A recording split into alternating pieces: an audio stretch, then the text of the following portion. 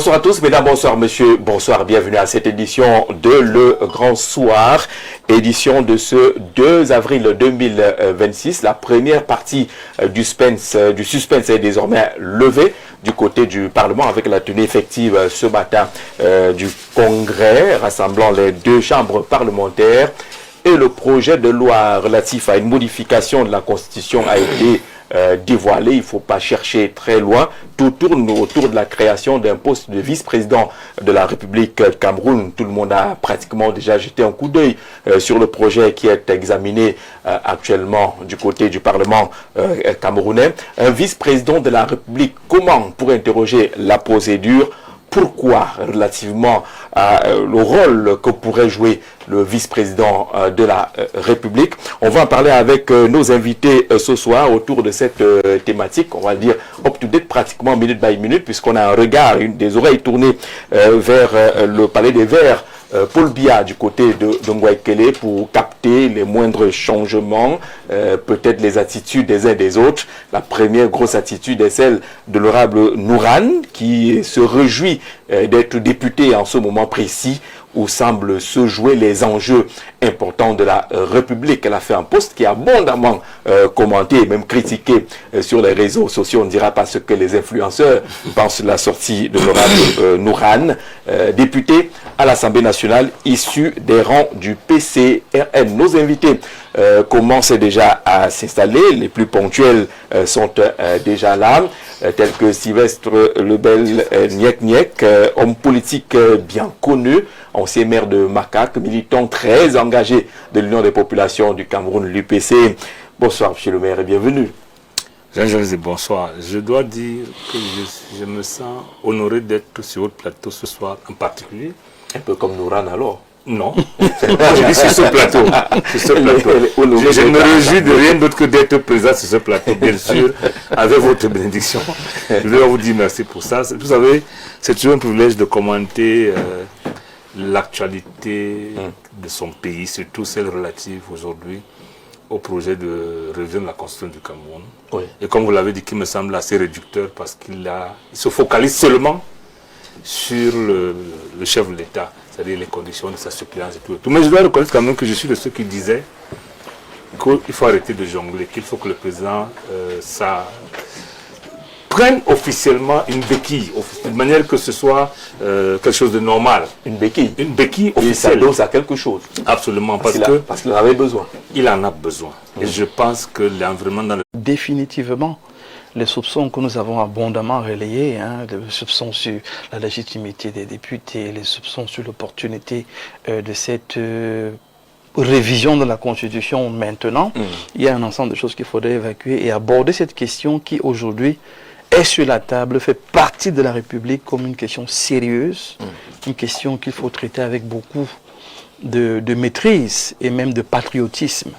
Donc, dans mon premier propos, je souhaite que les Camerounais qui nous écoutent puissent rentrer vraiment dans une dynamique d'évacuation des soupçons. On ne peut pas vivre éternellement sous stress, en train de soupçonner le président, soupçonner les députés. Non, on ne soupçonne plus personne. On va traiter de manière froide le texte qui est devant nous et les révisions qui vont être faites et souhaiter que les Camerounais soient principalement les bénéficiaires. Tout tourne autour du vice-président, nous sommes d'accord, mais il faudrait rappeler aussi que ça peut tourner autour de lui pour le bien des Camerounais. Comme disait monsieur le maire, la béquille institutionnelle pourra d'une manière ou d'une autre servir. Sous d'autres cieux, ce n'est que l'intérim, sous d'autres cieux encore.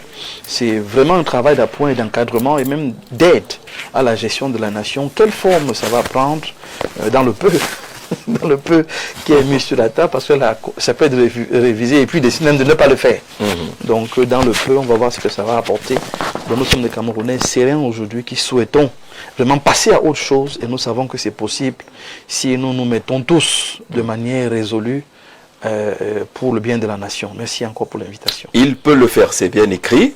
Si les membres du Congrès, en fait, de cette commission spéciale, est-ce qu'ils vont laisser passer peut être nommé, parce que plus loin, on vous dit même que si le poste n'est pas pourvu, ça veut dire qu'il est même possible qu'il ne soit pas.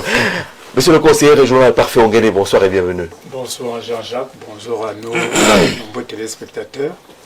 Contrairement aux députés du PCRN, je ne vais pas faire de panégyrique pour le maire de... Monsieur le maire. Oui. Je vais plutôt passer un bonsoir particulier au président du Conseil régional du Sud, Monsieur Eric Rendo, qui aujourd'hui est attendu, et ce maçon qui est attendu au pied du mur, et qui travaille très bien dans le secret pour préparer l'exécution de son projet de société, de sa vision stratégique, qui est une vision qui implique toute la région du Sud, le développement de la région du Sud. Donc c'est plutôt à lui que je vais passer ce bonsoir particulier, et c'est plutôt à lui que je pourrais peut-être faire ce panégyrique et non à monsieur le maire. Le Conseil régional du Sud qui porte le deuil depuis quelques semaines quand même. Il y a un chef traditionnel de deuxième degré qui est décédé, qui était conseiller régional. Oui, un collègue, malheureusement. C'est avec regret que nous avons appris cette disparition. En début de chaque exercice, c'est devenu presque une tradition là-bas, de mon constat. C'est-à-dire qu'on perd toujours... Pour l'avoir sacrifié aussi. Hein. J'en sais rien, je ne suis pas superstitieux, mais je note simplement que nous perdons toujours en début d'exercice des collègues. Et c'est bien regrettable. Bon, celui-ci est décédé des suites de maladie. Et nous pouvons simplement encore réitérer nos sincères condoléances à la famille du Romand éprouvé, également à la communauté des chefs de la région du Sud, qui est un pan stratégique et très important et très consolidé dans l'opérationnalisation de la vision régionale de développement et de transformation socio-économique et culturelle de notre contrée. Merci beaucoup, Parfait, d'être avec nous ce soir. Docteur Stéphane Zanga est également là. Bonsoir, docteur. Bonsoir Jean-Jacques, bonsoir Nico, discutant du soir, et merci pour l'invitation, c'est un honneur. Vous avez prévu le bord dans le téléphone avec un oui, mécanisme spécial, vous ne voulez pas faire comme professeur Oulangini. Nous allons entrer dans des subtilités, il faudrait Absolument. tout le temps consulter la législation en vigueur et des dispositions très fines pour essayer de rester pertinent aux yeux de ce peuple qui attend. On ne va pas venir, nous n'allons peut-être pas, c'est pas une instance d'adoubement de ce qui se fait, contrairement à nos chers collègues de Dr Mbok. Non, le débat sur des suspicions ne peut pas être évacué aussi facilement. Nous allons essayer de démêler les chevaux, comprendre l'opportunité, comprendre les orientations, les enjeux d'une telle opération. Interroger la posture, les orientations, la légitimité même de ceux qui sont en charge de se risquer dans une opération aussi délicate, d'abord pour les Camerounais que nous sommes et pour la nation en général. Il va falloir qu'on avance. Nous allons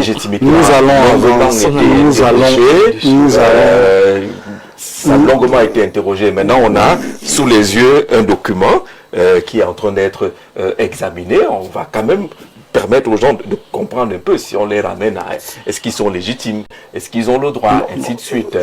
Oui, on va pas beaucoup avancer. Hein. Oui, le débat sur leur légitimité, sur leur honnêteté sera évacué en fonction de l'attitude qu'ils adopteront. Donc face... un minimum d'honnêteté sera donc jugé sur l'attitude qu'ils adopteront dans l'examen de cette mouture. D'accord. Vous savez, vous pouvez ne pas être... Et cette honnêteté sera examinée en fonction de votre penchant, c'est ça? Du tout. Si ça ne va pas de votre côté, ils ne sont pas honnêtes. J'ai pas de côté. La neutralité axiologique m'empêche d'avoir... nous avons des standards. C'est compliqué. Les philosophes n'ont pas vidé. Peut-être que c'est le vocable qui n'est pas approprié. Ouais. Mais je veux dire que l'opération dans laquelle nous nous retrouvons aujourd'hui a des standards. Il y a des standards dans la modification d'une constitution. La démocratie a des principes. Donc si nous dérogeons, si dans cette mouture, certaines dispositions sortent de la logique qui est celle de la démocratie, il sera quand même crois que vous les avez important. Vous aurez le temps de les exposer tout à l'heure. De les dénoncer avec, peut-être pas véhémence, mais attirer l'attention du peuple camerounais. Accueillons le jeune François Toundé, qui est juriste, qui est également un homme politique, un conseiller municipal. Bonsoir et bienvenue. Bonsoir Jean-Jacques, bonsoir à mes copanélistes. Moi, plutôt, c'est avec beaucoup d'assurance que je vais introduire ces débats en disant que depuis cette mandature, cette législature qui siège au Parlement, je sors un peu de l'inquiétude que j'avais avec d'abord la mutation qui a été opérée au niveau de la tête des deux chambres, le Sénat et l'Assemblée nationale. Les Camerounais ont commencé à voir un peu plus clair et être un peu plus sereins, parce que si on doit rester dans le registre des inquiétudes, il faut avouer que moi j'avais cette inquiétude vu, n'est-ce pas, un certain nombre de griefs qu'on pouvait avoir à l'endroit du président du Sénat, qui manifestement montrait déjà des signes de fatigue assez avancés. Alors le citoyen là se demandait que mais si jamais il y a vacances, qu'est-ce qu'il va se passer? Nous étions inquiets parce que déjà il ne prenait un peu part aux travaux pour raison de fatigue, alors que le gouvernement ou alors que la législature actuelle ait choisi de l'envoyer se reposer, a d'abord été pour moi une première satisfaction. Et je crois que cela doit nous amener à être un peu plus serein, parce que ce changement était très, très, très attendu. Et c'est pour ça que je continue à penser, à être positif en pensant que la révision constitutionnelle qui est aussi également en cours et qui est le plat de résistance de nos échanges, va dans ce sens de rassurer les Camerounais, sous réserve des petites nuances que nous pourrons apporter quant au fond de ce qui est justement chacun dans sa chapelle. Vous êtes dans la sérénité, les assurances, docteur Zanga est dans la neutralité axiologique et scientifique. Je voulais que ce soit clair la posture. Alors, parlons d'assurance. C'est le ministre de la fonction publique qui voulait rassurer les Camerounais. Il vient de rendre public une mise au point, le ministre de la fonction publique et la réforme administrative, mise au point sur l'application informatique de gestion logique des effectifs de la solde, en abrégé Aigle. Il dit que depuis quelques jours, les informations inexactes et incohérentes diffusées sur les réseaux sociaux présentent l'application Aigle comme une escroquerie et relaie diverses allégations sur son fonctionnement, son financement et son efficacité. Face à ces affirmations sans fondement, le ministre de la fonction publique et la réforme administrative, maître d'ouvrage du projet Aigle, tient à apporter aux agents publics ainsi qu'à l'opinion nationale et internationale des clarifications ci-après fondées sur des faits vérifiables. Premièrement, le projet Aigle est une réforme majeure voulue par le président de la République, son Excellence Paul Biya. Cette réforme vise à moderniser la gestion des ressources humaines de l'État et de la solde. À cet effet, Aigle remplace les anciens systèmes CIGIPES qui s'occupaient de la gestion des carrières et Antilope la gestion de la solde, dont la séparation entraînait des incohérences des données, des lenteurs administratives et des difficultés dans le suivi consolidé des effectifs et de la masse salariale de l'État. Aigle intègre désormais ses fonctions dans une plateforme unique, améliorant la fiabilité des données, la traçabilité des actes et la transparence dans la gestion des ressources humaines de l'État. Deuxièmement, depuis son entrée en production le 1er janvier 2025, Aigle assure le traitement régulier et sécurisé de la solde de plus de 503 000 agents publics, pensionnés et personnels à la solde globale.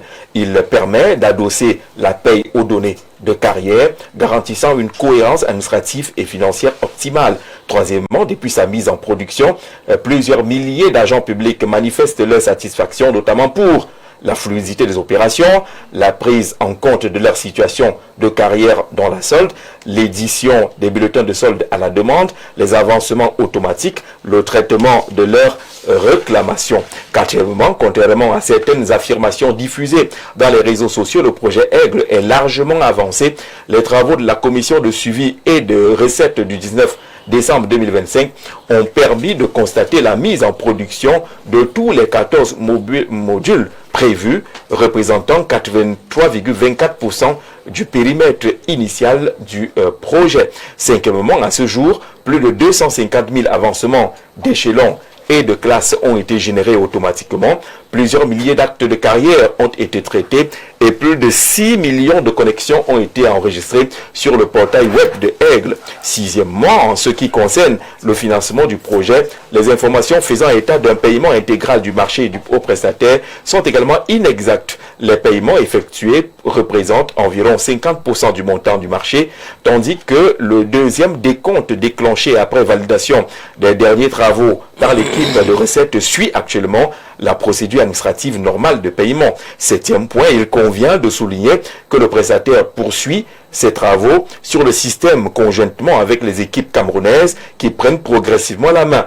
Comme dans tout système de ce type, les travaux d'amélioration se déroulent pour parfaire son utilisation. En huitième point, sur le plan de la maîtrise des effectifs et de la masse salariale, le système Aigle offre des capacités avancées de consolidation et de pilotage des données relatives aux ressources humaines de l'État. Grâce à cette plateforme intégrée, on peut désormais, en un simple clic, identifier le nombre d'agents publics émargeant au budget de l'État, connaître le coût global de la masse salariale et accéder à ces informations de manière consolidée. Ces outils constituent un progrès majeur en matière de transparence et de pilotage stratégique des finances publiques. Neuvième point, s'agissant du contrôle des effectifs et de la lutte contre l'absentéisme, les travaux se poursuivent pour la finalisation de la biométrie qui est actuellement en phase expérimentale dans 3 sites pilotes, notamment le MINFOPRA, le MINFI et le CONSUPE.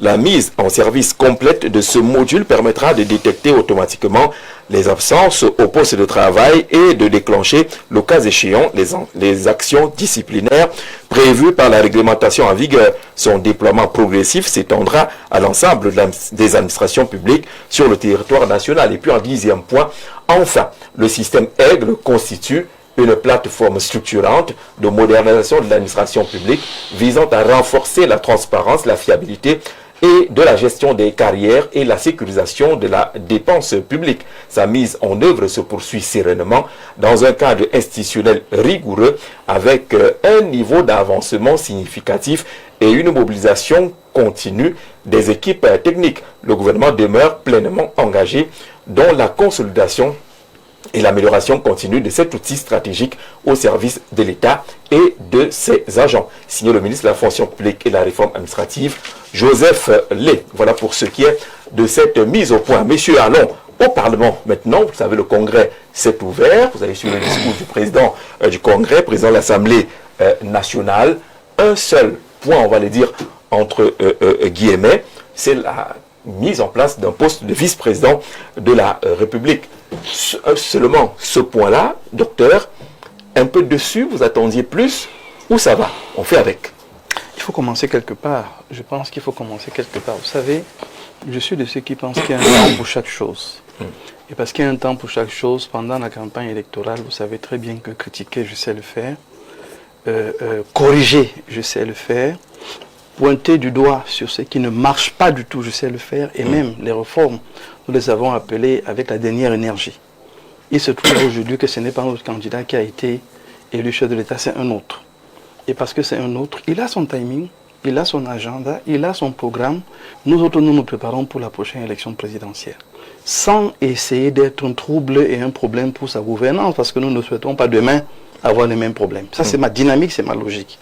Ce qui fait donc que avec tous les soupçons, avec toutes les maladresses, avec tous les problèmes qu'on a vus aujourd'hui, et je comprends très bien mon confrère qui est quand même sceptique par rapport à un ensemble de choses, nous avons choisi délibérément de leur faire confiance.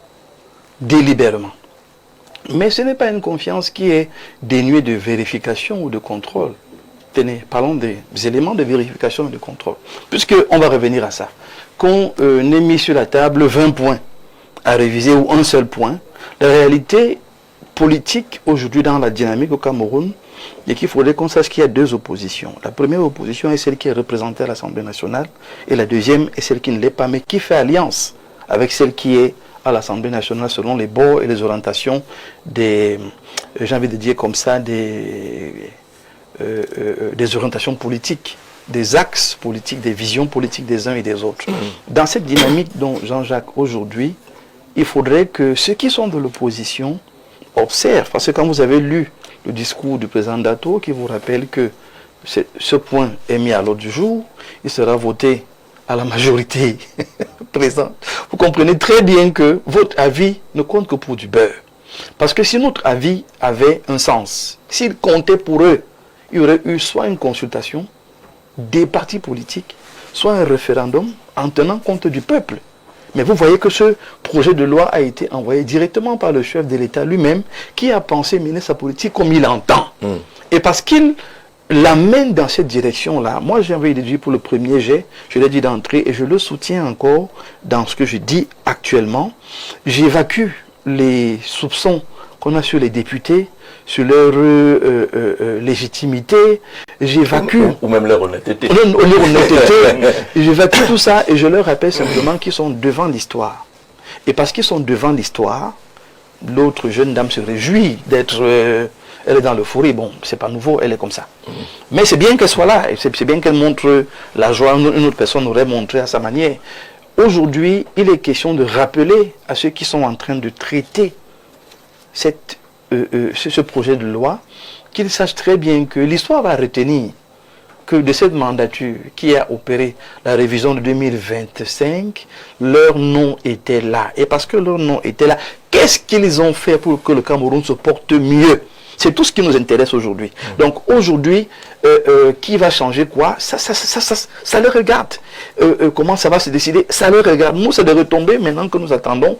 On a proposé aux Camerounais un projet. Ils ont choisi un autre projet. Que ce projet soit tout aussi pertinent pour le bien-être des Camerounais. Donc, je sors en disant que je ne suis pas surpris sur l'acte, parce que le chef d'État l'a promis dans son discours de ce novembre. Il a parlé de réforme.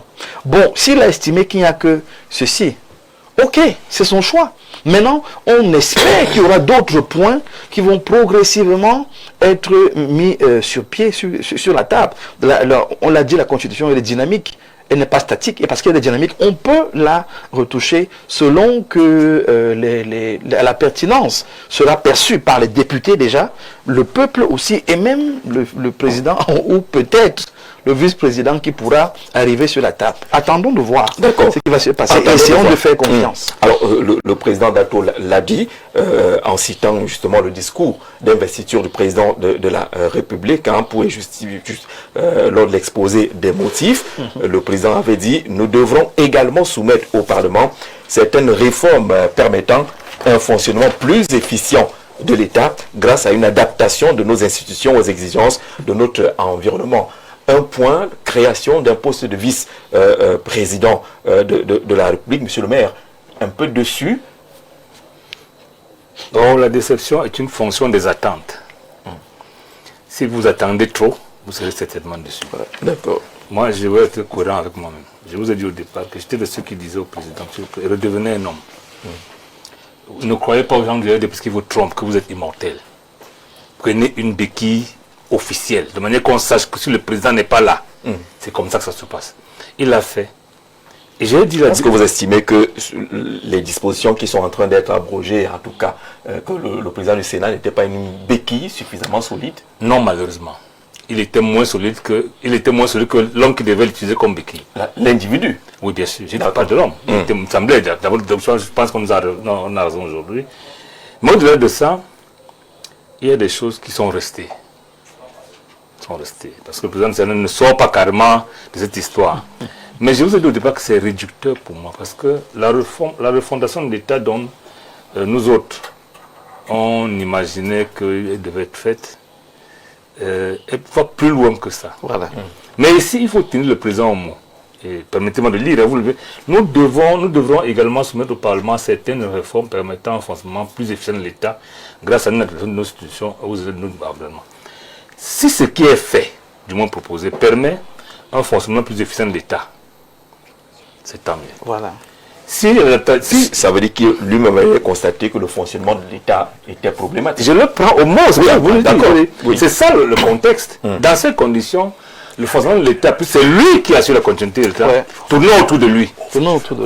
Dans sa logique, il me semble tout à fait normal que la réforme ne tienne qu'autour du président de la République. Alors qu'il y a des sujets qui me semblent plus pertinents. Mais le président a choisi. Je l'ai encore dit ici, que s'il veut faire la réforme, c'est maintenant. Parce que maintenant, il dispose d'une majorité automatique qui permet que, comme le dit le président de l'Assemblée, c'est ce qu'il dit qu'il soit fait. Quelles que soient les agitations que nous pouvons faire autour. Et c'est pour ça que j'ai dit, le président s'est contenté de très peu. C'est bon pour lui. Pour le peuple, on va encore attendre. Parce que j'estime pour ma part que pour que l'État fonctionne, il faut que la République fonctionne. La République, ce n'est pas un individu, fut-il chef de l'État. Il faut que les autres pouvoirs puissent être libérés de manière à faire exactement leur travail. Ce n'est pas encore le cas ici. J'estime pour ma part que le président s'est comporté comme un homme qui sait, et à son âge, mon frère conseiller va me pardonner, à son âge, un homme doit savoir pratiquement, à défaut de quand il part, s'il va bientôt partir. Je parle de la politique, ce n'est pas la biologie. Ah d'accord. Bien entendu. Vous savez, il y a des choses qui finissent par vous lasser. Le président a dit le 6 novembre, je le paraphrase, que son envie à nous servir reste intacte. Il peut le dire et sentir autre chose juste après. Comprenez? Que cette affaire où je suis soupçonné tout le temps, je pense que ça commence à me lasser. Je vais faire le peu que je peux faire et permettre à ceux qui vont rester de continuer. Je pense ça comme un acte qui nous rend la vie plus facile. Le président vient nous montrer que la Constitution peut être revue de façon normale. Maintenant, quant à la légitimité de ceux qui sont là, je dois dire que je suis un peu gêné. Si ce n'était pas le minimum, si elle était allée au fond, ça m'aurait un peu embêté parce que ceux qui sont là, on va me reprocher, est-ce que lorsqu'un but est marqué aux prolongations, est-ce que c'est un but? C'est vrai que c'est un but. C'est un but. Parce que nous sommes dans les prolongations, nous tous. Maintenant, la question sera plus sérieuse. De manière que ceux qui sont dans le cours du jeu maintenant, j'espère qu'ils auront le temps de consulter leur électorat. Parce que lorsqu'un député est un représentant de la nation, j'espère que ça ne va pas être bac comme Ils n'auront pas le temps. Malheureusement. Ça doit s'achever samedi. Et c'est ça le danger. Parce qu'en réalité, les députés auraient pu avoir ce texte à temps, de manière à consulter au moins, à défaut de l'électorat, le cabinet qui leur donne des points de vue purement techniques. Ouais. Ce n'est pas le cas. Mais j'ai dit... Ils n'en ont pas malheureusement. Ils n'en ont pas malheureusement. Mais ce qui est bien, c'est que ça tient sur 6 articles. C'est un choix du RDPC. Non, ça tient sur 6 articles. Qui tournent autour de la personne chef de l'État. Voilà. C'est pour ça que moi, ça ne m'embête pas. Parce que ça tourne autour de lui. Les conditions. Et ça m'aurait gêné que le président pensât que lui seul peut dire ce que sera le vice-président. Le texte, la subtilité de dire, monsieur le président, ce type que vous nommez là, elle y est à vous. C'est votre type, c'est votre béquille. Son mandat n'ira jamais au-delà de votre mandat. Et ça ne doit pas nous gêner. Vous comprenez? C'est une posture qui me semble républicaine parce que faire les grilles, l'analyse des grilles purement politiciennes, je pense que là il faut se contenter de dire tu ne peux pas avoir dit une chose. Moi j'ai dit ici parce que je regarde mon frère qui dit que qui disait que le président est fatigué. Maintenant qu'il dit que je suis donc fatigué et que je suis fatigué, je vous donne un homme qui continue mon travail. Comment tu ne peux pas être cohérent? Je le lui dis. Et c'est pour ça que j'ai dit, moi, le minimum là me va. Ouais. Parce que ça ne me concerne même pas. Voilà. Les réformes fonctionnelles de l'État qui viendront le moment venu, je pense que les nouveaux députés qui viendront seront plus à même, parce que ceux qui sont là servent surtout un homme. Et c'est normal, dans la mécanique démocratique, lorsque vous avez la majorité, elle doit être à votre service. Lorsqu'il ne l'aura plus, il ne pourra pas faire les réformes. Et je pense qu'il a été honnête en disant que je vois le minimum. Mais là, j'ai vu autre chose. Il y a l'article 66. Oui. Je pense qu'il y a des vocables. On a tellement élargi et on a mis ça comme quelque chose d'obligatoire. Et je me demande, mais là, c'est un questionnement. Hein. Est-ce qu'il faudra encore un décret pour que ça me dès lors qu'on dit qu'ils doivent L'article clair, si on le lit, c'est parce que... L'article 106 voilà. Le président de la République, le vice-président, on a mis le vice-président en gras parce que c'est lui qui entre, n'était pas dans l'ancienne loi. Donc, le Premier ministre, les membres du gouvernement est assimilé, le président et les membres du bureau de l'Assemblée nationale, le président et les membres du bureau du Sénat, les députés, les sénateurs, tout détenteur d'un mandat électif, les secrétaires généraux des ministères est assimilé, les directeurs des administrations centrales, les directeurs généraux des entreprises publiques et parapubliques, les magistrats, les personnels des administrations chargées de l'assiette, du recouvrement et du maniement des recettes publiques. Tous gestionnaires de crédit et des biens publics doivent faire une déclaration de leurs biens et avoir au début et à la fin de leur mandat ou de leur fonction. Mais il y a la réponse. une loi détermine les autres catégories de personnes assujetties aux dispositions du président article et en précise les modalités d'application. Voilà donc ce qui me gêne. Voilà ce qui me gêne. Du fait qu'on a ajouté le vice-président, on est dans un statut. Voilà ce qui me gêne. Il y a un gêne. impératif, doivent, mais après... Malheureusement, il y a un terme de rétention de l'impératif. Ça me gêne un peu parce que j'estime pas que le président a fait la lutte contre la corruption un de ses chevaux de bataille. Il a fait le constat de tout ce que les gens font là-dehors. Il s'est dit non. Je comprends très peu qu'il fasse quelque chose de nouveau, qu'il soit simplement un problème de nombre. Je pensais que, à moins que dans ces réformes qui en est aussi, qui vont être soumises à l'Assemblée en termes de loi, mais à l'expérience, on sait quand même que cet article existe depuis 1996 et qu'on n'a pas une loi qui précise les modalités de son nom. Ça m'inquiète un peu. La dernière chose, je voulais finir par là, c'est le caractère d'irresponsabilité du président dans l'exercice de ses fonctions. Si vous le lisez, le président ne peut pas être poursuivi ni pendant, parce que l'organe de la poursuite n'existe pas. Ça veut dire que techniquement, il ne peut être poursuivi ni pendant, et il fait bien, même après. Et vous allez lui dire à ce sujet que il faut qu'il fasse attention. Le président de l'Assemblée nationale, Kavaï Djigibil, très honorable, avait, dans la loi portant règlement intérieur de l'Assemblée, il avait fait quelque chose d'extraordinaire. Il avait prévu qu'il ne pourrait pas être là, et comme des avantages exorbitants, c'est mon point de vue, pour les anciens, il n'a pas dit pour les anciens présidents de l'Assemblée nationale. Et là, je crois qu'on peut relever la dernière fois ici que celui qui est là aujourd'hui, la probabilité pour qu'il ne soit même plus député, la prochaine fois est assez, elle n'est pas nulle. Et il aura fait quelques mois à la tête de l'Assemblée nationale, et sera quand même ancien président de l'Assemblée. Est-ce que les avantages là vont continuer? Donc c'est autant au moment où on parle bien des caisses de l'État. Est-ce qu'il faut que tu laisses sonner parce qu'on fait des textes incomplets? Mais j'ai dit, vraiment, je voudrais résumer pour dire que je me contente de très peu parce que ça tourne autour d'un homme. Alors, ça tourne autour d'un homme. Les articles 5, 6, 7, 10, 53 et 66 qui sont concernés par cette modification par Ferongene semblent justement construire un bouclier, tout à fait.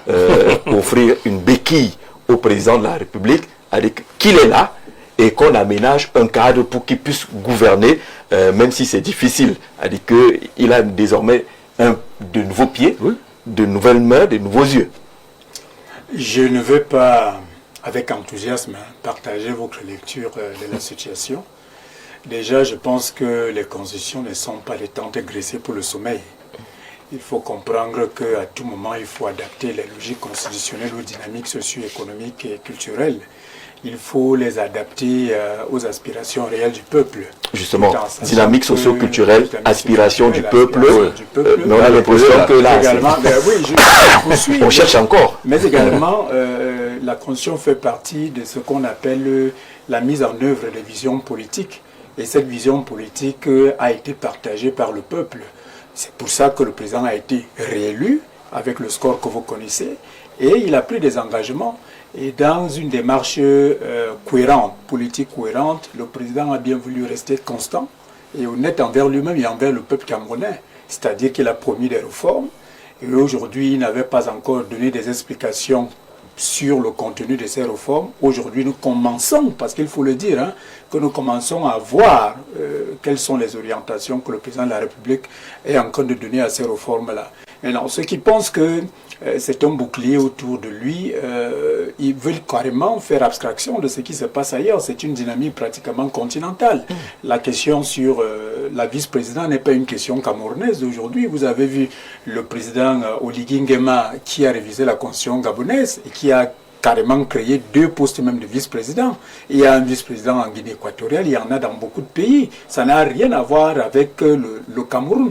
On a celui de la Guinée équatoriale, c'est pas très différent. Je veux dire... L'impression qu'on dit mon vice-président, oui, mais je veux pas dire le vice-président de la République. Je veux dire ici que ce n'est pas une innovation camerounaise. Oui. C'est-à-dire que ça n'a pas été que ça a déjà existé pour faire plaisir au président de la République. Ça avait déjà existé au Cameroun, ça existe ailleurs, dans des démocraties anglo-saxonnes ou dans des démocraties francophones que nous sommes. Maintenant, quand on revient au Cameroun, on constate effectivement que c'est une réforme qui était attendue non pas d'un point de vue de la suppléance à la présidence de la République également, mais également d'un point de vue de l'assistance au président de la République pour la création d'un tandem assez puissant, assez fort, qui va permettre à ce que la présidence reste opérationnelle et soit évacuée des soupçons de léthargie et des soupçons de favoritisme. Vous n'êtes pas en train de dire que seul il ne peut plus?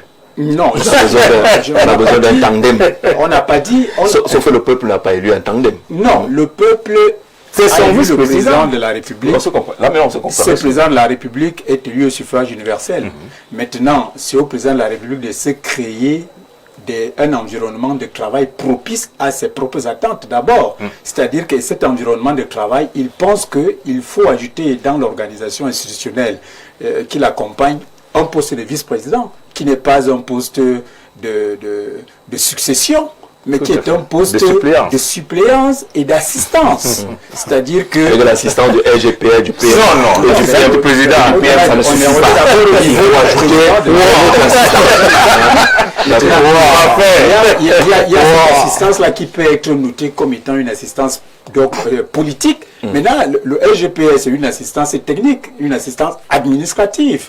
Donc, on ne peut pas comparer les deux, en réalité.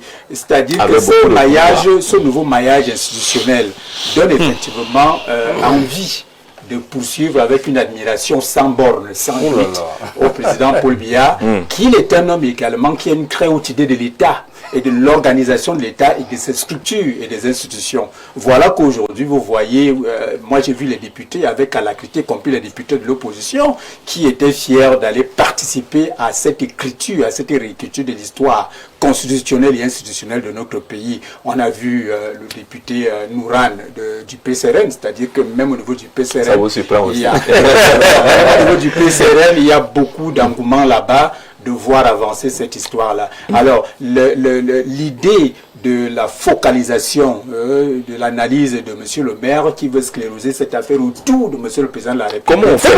C'est les articles qui est écrit.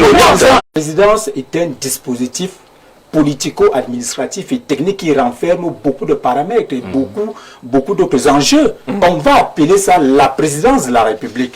Maintenant, il est le collaborateur du président de la République. Et moi, je pense que la logique, le caractère facultatif qu'on a intégré, parce qu'il y a eu ce débat-là. Un vice-président peut être nommé par le président de la République, qui peut mettre fin à ses fonctions.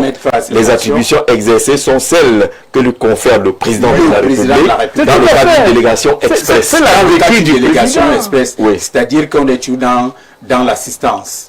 L'assistance et le caractère facultatif vient de ce que c'est celui qui exerce le pouvoir d'État et qui est redevable. Qui peut déléguer qui peut au vice-président. Oui, mais c'est bien mentionné là qu'il n'y a pas que ce vice-président qui peut recevoir des délégations de signature. Non, là, c'est la de pouvoir. Lisez ça. Oui, mais de pouvoir. Voilà. Ça peut être le premier ministre, ça peut être une autre personnalité. Là, c'est une délégation de signature, c'est une question de pouvoir. Écoutez, ça peut être la signature est déjà encore qu'on peut mettre les deux ensemble. Ça peut être le premier ministre, ça peut être une autre personnalité. Alors moi, je pense que c'est une assistance, mais pas du sens que vous voulez donner le maire. Le maire veut donner une assistance péjorative. Comment ça? Péjorative et perverse, même avec vous savez, cette assistance-là est une assistance technico-politique. D'accord. C'est-à-dire que... Et moi j'ai dit le contraire. Mais non, vous donnez une idée, vous rentrez dans l'absolu. C'est-à-dire que le caractère absolu de cette assistance et qui voudrait que le président de la République voit ce vice-président comme étant un collaborateur de béquille. Vous avez utilisé un terme assez prosaïque là, béquille. De béquille, mais non, ce n'est pas une béquille. C'est une personnalité, c'est une institution désormais qui va exister dans notre galaxie institutionnelle. Il ne faut pas réduire sur le bananier au village, ça produit toujours un bon régime. Voilà. Le régime est toujours bon. Oui, mais je vous ai dit, Jean-Jacques, je vous ai dit que ce sont des réformes qui sont attendues, mais je pense que ce serait un peu, je veux dire, malsain, bon, pas malsain, mais je veux dire que ce serait un peu léger que de penser qu'il ne s'agit que de cette mesure. D'accord. Il y a d'autres conséquences de cette révision constitutionnelle. On a évoqué la réorganisation des on va y arriver.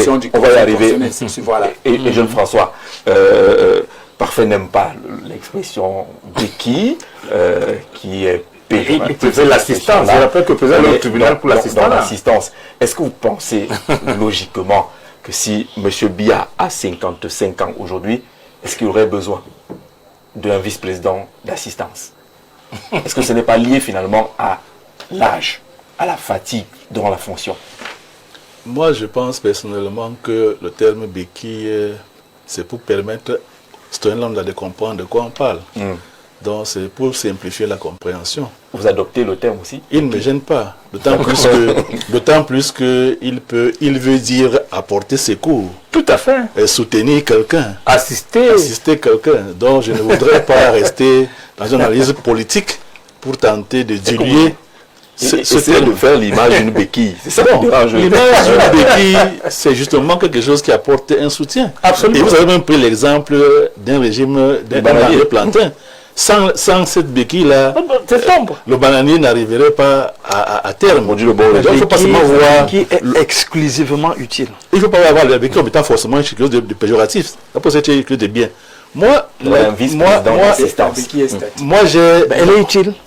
Moi, j'ai une analyse un peu mitigée de la chose par rapport au vice-président. Je suis un peu, en réalité, j'ai du mal à, bien sûr que j'approuve la révision, j'approuve la réforme, mais moi je m'attends à ce que ça puisse répondre à un besoin. Moi je pensais... Vous répondez à la question de pourquoi. La question du pourquoi. Oui. Parce que le comment c'est déjà fait. Le comment ils ont utilisé le pouvoir constitutionnel dérivé pour en arriver là. Maintenant le pourquoi. Moi, je pensais que... Le pourquoi est ici? Non, pas forcément là-bas. Dans le test, moi, je pensais qu'on a connu au Cameroun des problèmes de coordination gouvernementale. On a vu à un moment qu'on avait la peine à savoir à qui, ou alors vers qui on devait se référer pour avoir à peu près la pensée du chef de l'État. Et tel que vous voyez comment la chose est présentée, le vice-président n'est rien d'autre qu'un membre du gouvernement. Du moment où c'est mon analyse, du moment où il est nommé par le chef de l'État, du moment où le Premier ministre peut aussi recevoir délégation, n'importe quel membre du gouvernement peut faire délégation, on risque encore d'avoir un vice-président qui sera assis pendant que d'autres personnes sont en train de remplir les fonctions que sa fonction naturelle lui aurait donné les compétences nécessaires. Du moment où le président de la République peut, et là on ne lui donne pas une obligation d'en désigner un, mais il peut, et moi je n'étais pas d'accord avec l'expression qu'il a utilisée qu'une assistance technico-politique. Le vice-président en question n'est pas une personnalité politique. Si pas absolument. Pas absolument, au sens de la politique, parce qu'il n'est pas le fruit d'un suffrage universel. C'est une assistance technico-administrative, tout simplement. C'est quelqu'un qui a reçu une désignation, une nomination, alors il n'a que des fonctions administratives. Parce que si le président de la République, parce qu'il avait été nommé, élu au même moment que le chef de l'État, alors donc ça emporterait la conséquence politique. En cas d'empêchement définitif. Oui, c'est encore une fonction politique à ce moment-là. Et je le relevais pour revenir à l'article 10, alinéa 2. Le président de la République peut déléguer certains de ses pouvoirs au vice-président, au Premier ministre, aux autres gouvernements et à certains responsables de la on n'est pas sorti de l'auberge. Donc, le vice-président pourra être là. Les institutions viennent des membres du gouvernement. Voilà toute la gêne que j'ai avec cette réforme qui vraiment n'apporte pas la solution qu'on attendait en termes de coordination gouvernementale. Si le vice-président sera là et que pendant qu'il est là, on voit plutôt un membre du gouvernement agir au nom du chef de l'État, on se pose la question, mais pourquoi donc avoir institué un poste de vice-président quand on sait ce que ça va avoir comme conséquence au niveau de sa prise en charge, au niveau de son traitement? Pourquoi avoir créé un poste de plus si il ne devait pas être celui qui remplace le président automatiquement lorsque celui-ci est empêché? Parce que voilà le sens de la vice-présidence.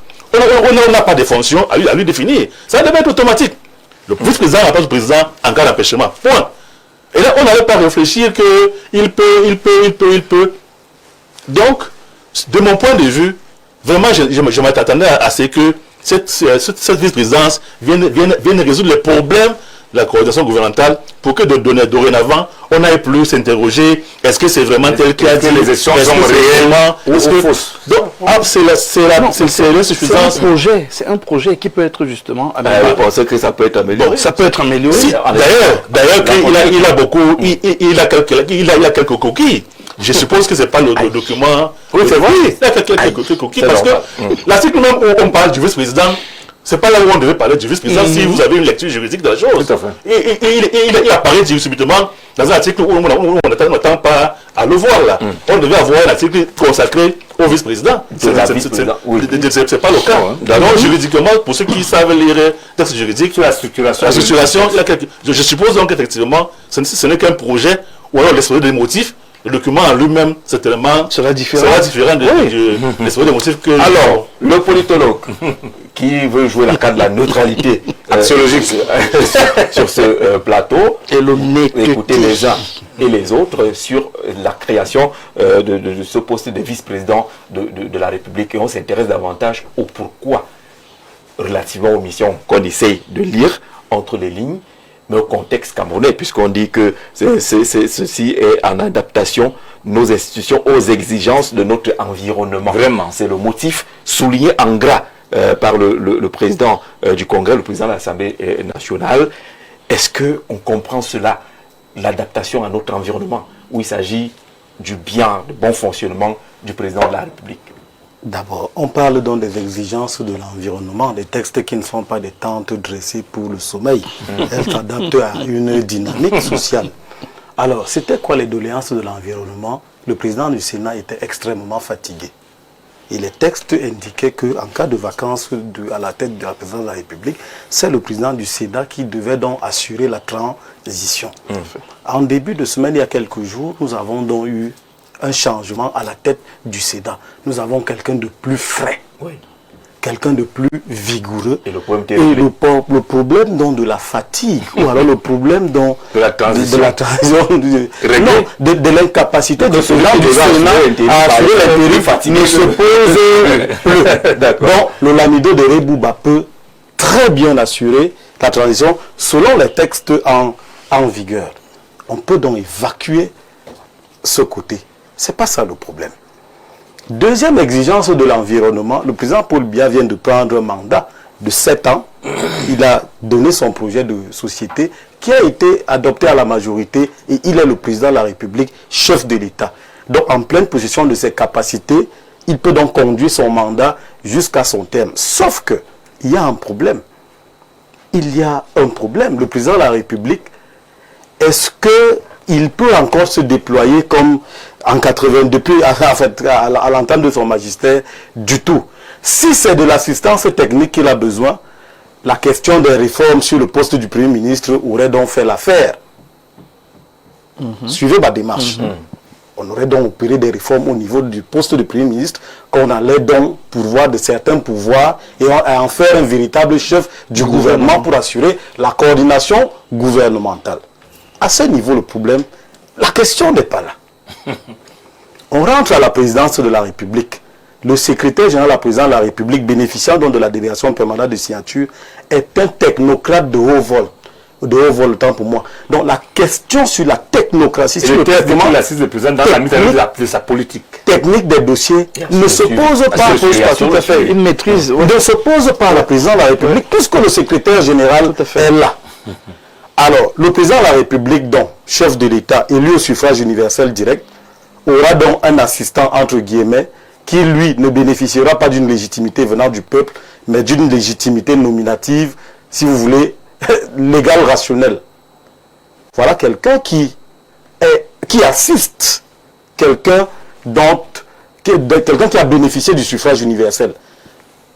On indique plus loin que si le président de la République venait à disparaître, son vice-président assure la continuité du mandat. Il devient, donc, il bénéficie donc du suffrage universel délégué du titulaire principal.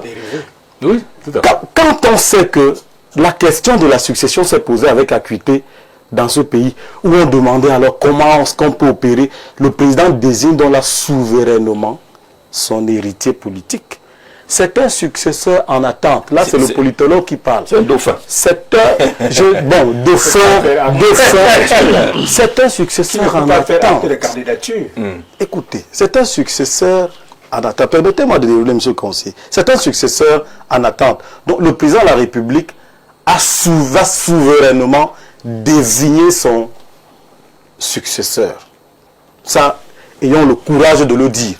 Le texte évacue certaines prérogatives. Au départ du texte, on n'assigne pas certaines prérogatives au vice-président parce qu'il pourrait devenir président. C'est pourquoi je dis successeur même fait pour en attente. C'est quelqu'un qui bénéficie, qui a le choix du président de la République, dont le patriarche choisit son successeur. Donc c'est un mécanisme de désignation qui sera contenu dans la Constitution et qui sera doublé parce que le président, le RDPC est le parti majoritaire à l'Assemblée nationale. J'ai même envie de penser, j'indique aux juristes qui pensent qu'un toilettage, le texte sera adopté en l'état, il n'y a pas de toilettage possible. L'examen en commission de forme. S'il y a S ou un E, muet, des questions de forme, mais le fond demeure. Parce que le fond vient de la présidence de la République, chef de l'État d'un parti qui est majoritaire au Parlement. Donc, je ne vois pas qui risquerait sa carrière politique comme parlementaire en allant attaquer des dispositions de fond. Non, pas possible. Pardon. Il ne peut pas être candidat. Il n'a pas besoin de candidature. Attendez.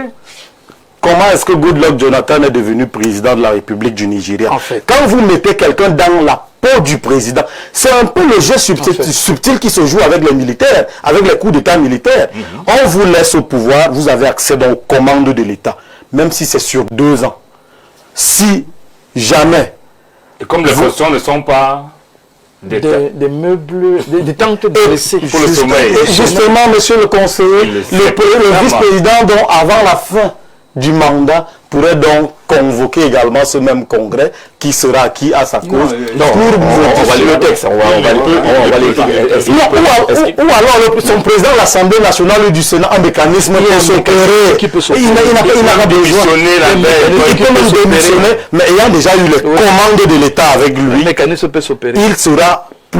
Il aura plus d'avantages sur les autres candidats. En tout cas, le président de la République à l'intérim ne peut modifier ni la Constitution, ni la composition du gouvernement. Il ne peut recourir au référendum. Il ne peut être candidat à l'élection organisée pour la présidence de la République. Toutefois, en cas de nécessité liée à l'organisation de l'élection présidentielle, le président de la République par intérim peut, après consultation du Conseil constitutionnel, modifier la composition du gouvernement. Ça s'arrête là. Ça s'arrête là. Il y a des possibilités de démission. Bien sûr, il peut démissionner et devenir un citoyen normal qui peut candidater par la fort. Bien sûr, commande de l'État. Parfait n'est pas très d'accord avec la notion de succession telle que semble décrire. Mais il est d'accord sur lui, semble décrire, non, c'est son point de vue, Stéphane. Non, je pense que Stéphane fait une lecture assez savante de l'affaire et il va même au-delà de la lecture savante. Je pense qu'il est dans des spéculations qui peuvent jeter des interrogations sur son analyse. Parce que nous voyons très bien l'esprit du législateur, la volonté politique qui, de façon imbriquée, engage le gouvernement dans ce projet de loi constitutionnelle. Nous voyons très bien qu'il ne s'agit ni plus ni moins que de mettre aux côtés du président de la République, le cas échéant, parce que ça, il faut toujours revenir avec le caractère facultatif de ce poste, le cas échéant, quelqu'un qui peut effectivement assurer l'intérim en cas de force majeure. Et pendant l'exécution du pouvoir d'État, quelqu'un qui peut accompagner le président de la République, qui peut être un outil d'aide à la décision présidentielle sur les sujets qui engagent la nation ou qui engagent le président de la République. Mais cet homme a été déshabillé, ou cette femme a été déshabillée et est en train d'être déshabillée constitutionnellement de toute possibilité d'être candidat ou de se positionner en successeur du président de la République. Parce que voyez-vous, le mécanisme qui bloque ce président par intérim à être candidat et qui peut lui donner des idées, soit d'aller convoquer des dispositions qui constituent le vide juridique, parce que moi je l'ai lu, il y a quelques vides juridiques là-dessus. On dit que c'est le vice-président qui ne peut pas être candidat, mais on ne dit pas l'individu qui occupe ce poste ne peut pas être candidat. Ça veut dire qu'il y a une possibilité de démission pour devenir. Et on a bien prévu qu'en cas d'indisponibilité de ce vice-président par intérim, on rentre dans l'ancien mécanisme, ça veut dire le président du Sénat va assurer l'intérim, et ainsi de suite. Alors, ça fait que pour le moment, il s'agira là d'une démarche solitaire d'un individu qui aura trahi en réalité le serment fait devant le président de la République qui l'a nommé comme vice-président. Et lui a dit, mais non, on est là pour organiser le mandat, pour consommer le mandat. On n'est pas là pour avoir des perspectives, pour avoir des carrières personnelles d'un point de vue de la présidence, parce que le président l'avait bien dit, il n'est pas dans les logiques de successeur constitutionnel. Je vous explique la difficulté, M. Zanga. Vous pouvez faire votre démission au poste de vice-président de la République, mais vous n'irez pas vous imposer candidat au RDPC. Par exemple. Vous serez obligé de chercher des parrainages si vous postulez comme... Mais s'il aura eu le temps de mettre en place les réseaux... Voilà, candidat indépendant. Si un congrès... Alors je dis...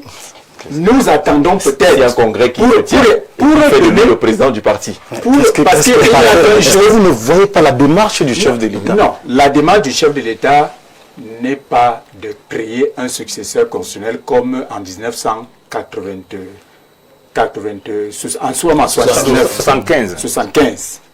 La démarche du chef de l'État ne s'inscrit pas dans cette logique, il n'est pas dans le bis repetita. Le président de la République est dans une démarche de régler le problème de l'heure. Et au-delà du problème de l'heure, de se positionner dans une démarche institutionnelle. Quel est le problème à identifier le problème de l'heure?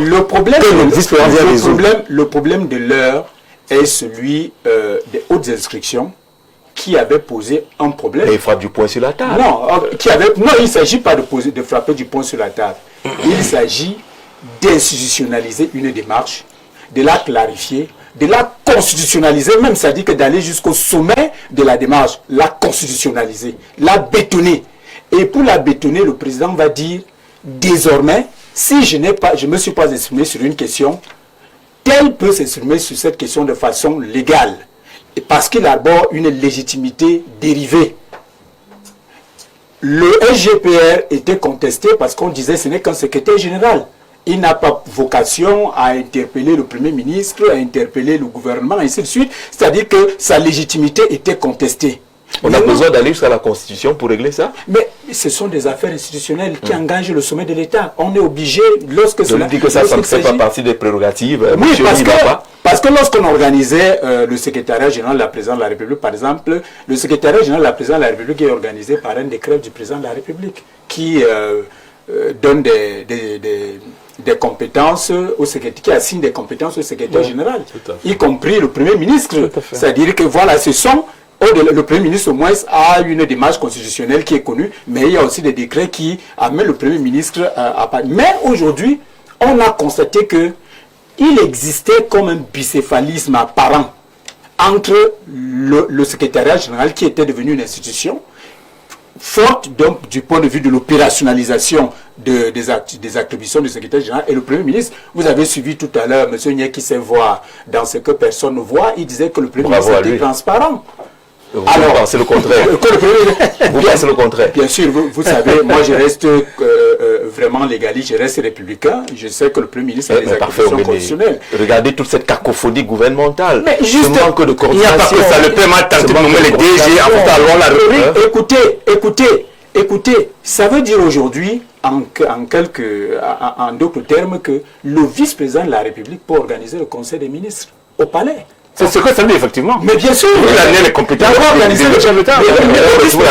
Le vice-président peut convoquer le Premier ministre. Bien sûr. Pour une réunion stratégique et politique au sommet de l'État. Sans que cela il peut le consensus de la magistrature. Sans que cela ne porte atteinte à l'intégrité.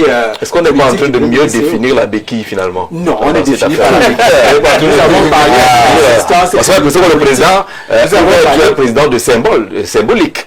En réalité, le vice-président va jouer. C'est pas Stéphane Zanga qui va me contrarier sur cette question. L'esprit de la Ve République en France, parce que notre constitution est un peu tirée de la Ve République en France, la constitution. C'est-à-dire que dans cet esprit, le président préside, le Premier ministre gouverne. Ça veut dire qu'on était déjà dans des logiques d'un président de la République qui en réalité est plus honorifique d'un point de vue de l'opérationnalisation des politiques qu'un gouvernant de présence affirmative.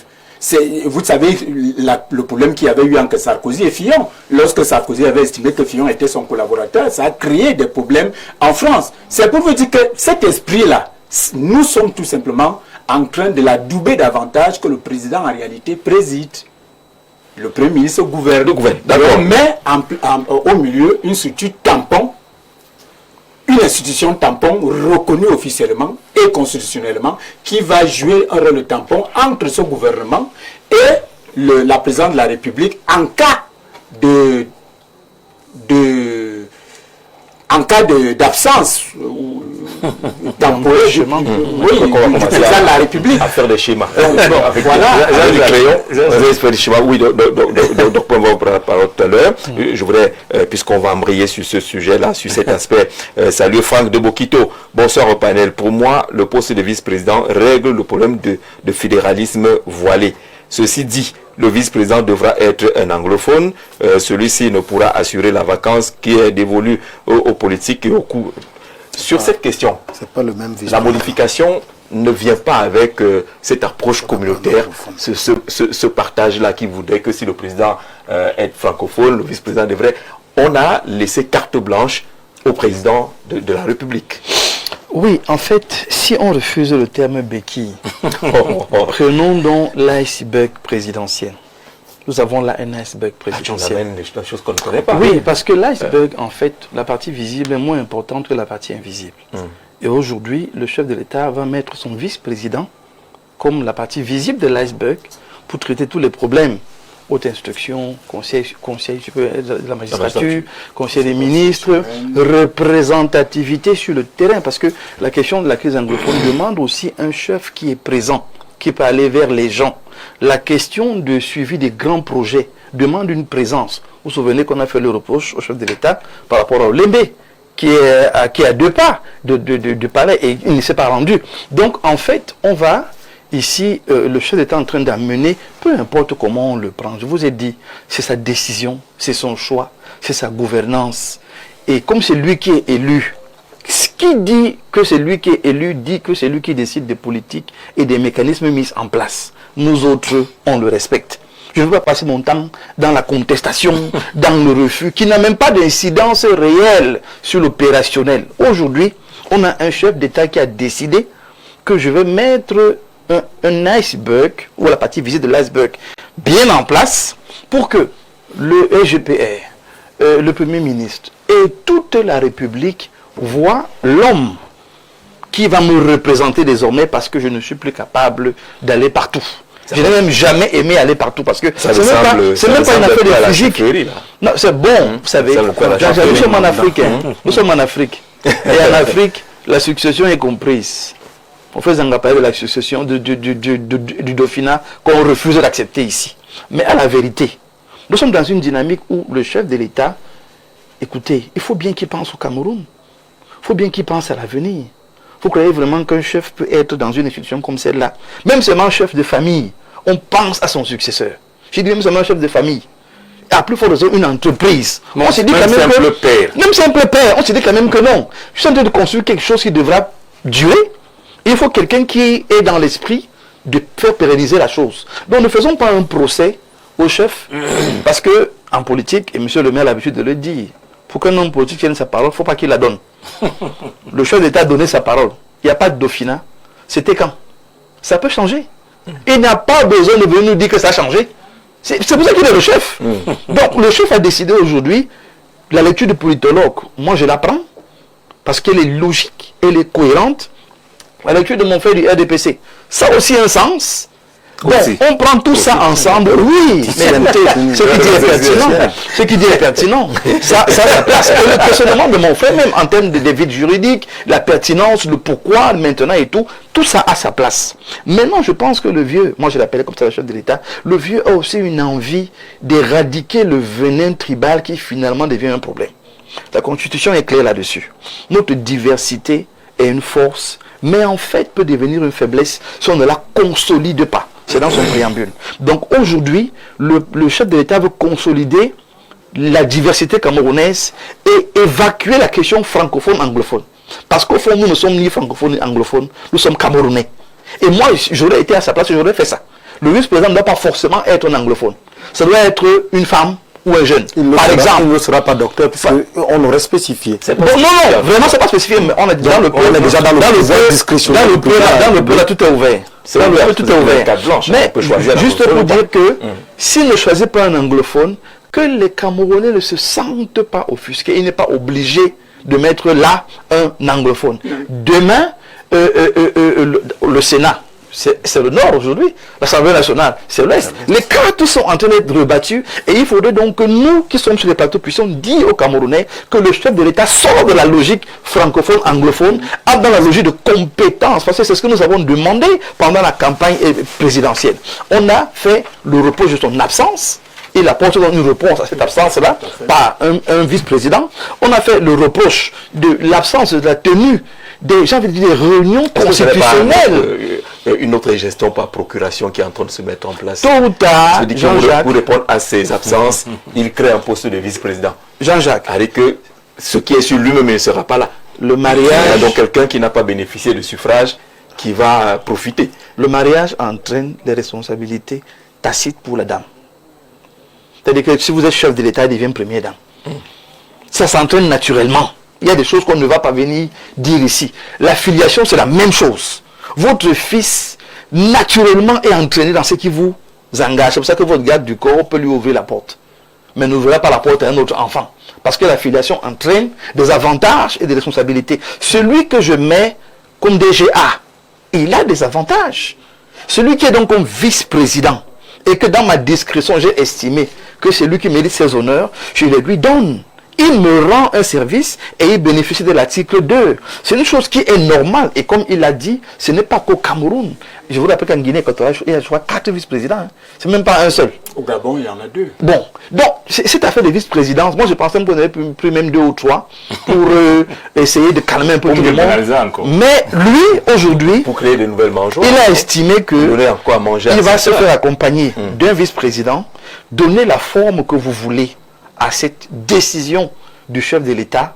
Pour ma part, observons et voyons la pertinence de cette nouvelle fonction, parce qu'on s'est trop plein du chevauchement des responsabilités des institutions. Finalement, on ne sait plus qui fait quoi. Aujourd'hui, le vice-président viendrait justement, et vous imaginez quelqu'un qui est un peu qui a la pointe comme le maire. On ne pas citer ça peut mettre fin à ces fonctions. Il y a aussi pas différent du LGPR ou du PM. On peut mettre fin à ces fonctions. Le docteur a une posture qui ne m'arrange pas totalement. Il est dans l'observation. Il veut que ça se passe comme ça va se passer. Lui, il observe. C'est pas une posture que moi je peux encourager. Parce que on est aussi là pour apporter une contribution. Alors s'il faut qu'on observe sans apporter des observations constructives, ça peut aussi être une défaillance. Et je crois que dans ce sens-là, il faudrait qu'il creuse davantage. Parce qu'on recherche quoi? Quand on a terminé avec la question de la cohésion gouvernementale, comme il a été dit tout à l'heure, il est également question de chercher la question de la paix au Cameroun et même de l'apaisement de l'environnement politique. Je l'ai mentionné. Et lorsque on dit que le poste de vice-président est laissé à sa discrétion, c'est vrai. Mais nous pouvons marteler et encourager pour dire que on ne va pas totalement évacuer la question d'identité juste parce que nous le voulons. Il est vrai, même dans nos villages, Ça nous a apporté quoi? Ça nous a apporté quoi? Quand on nomme... Cette affaire-là nous a apporté quoi? Ça nous a apporté que... L'équilibre régional nous a apporté quoi? Justement. La crise d'identité nous a apporté quoi? C'est à nous de résoudre ça sur les plateaux de télévision. On ne peut pas continuer à entretenir ça. Sur les plateaux, on fait comment pour résoudre? Non, on le dit quand même, Jean-Jacques. On le dit. La vérité, on le dit. la vérité, bon, pas la vérité. L'idéal, ou alors le souhait pourrait aussi être que, si nous voulons vraiment parler sur un plan de l'équité nationale, politique, bien que le président ait, non par son pouvoir discrétionnaire, on peut aussi imaginer que il serait de bon ton, il serait politiquement apaisable, acceptable que son vice-président vienne d'une certaine... on ne peut pas négliger ça. On ne peut pas négliger ça, parce que ça aussi est un enjeu politique qui veut, bien sûr que ce n'est pas ça qui doit être... Vous voulez exclure le Sud, vous voulez exclure la région du Sud. Sans exclure. Mais on pense que politiquement... C'est une démarche d'exclusion que vous avez. Voilà. Bon, dans le Sud... Jean-Jacques, je reprends la parole de chute. Je reprends la parole de chute. Parfait. Je reprends la parole de chute. Rapidement, oui. Parce que dans ma dynamique aujourd'hui, si on fait confiance au chef de l'État, faisons-lui totalement confiance, même dans son pouvoir discrétionnaire. Parce que croyez-moi, pensez à gouverner un État... confiance au chef de l'État. Pensez à gouverner... Si on fait confiance au chef de l'État. Pensez à gouverner un État subodore quand même qu'on a pensé à tous les éléments jusqu'à la paix sociale. D'abord même la paix sociale. Donc, je pense que si aujourd'hui, il a laissé ce volet, parce qu'il pouvait aussi dire dans le projet qu'il sera deux. Il pouvait le dire. Mais s'il ne l'a pas dit, il y a forcément quelque chose qu'il recherche. Vous savez, je l'ai dit d'entrée, je ne pense pas que quand on ne peut pas changer quelque chose, on ne doit pas rentrer comme on avait les organes. Dans ce cas-ci, et mon frère l'a dit, si même une virgule, ils décident qu'ils ne vont pas changer, ce n'est pas là qu'on va venir mettre les organes. Mais on peut, par contre, quand le nouveau vice-président est nommé, on peut lui faire des propositions. Là, on n'est pas silencieux ou distant.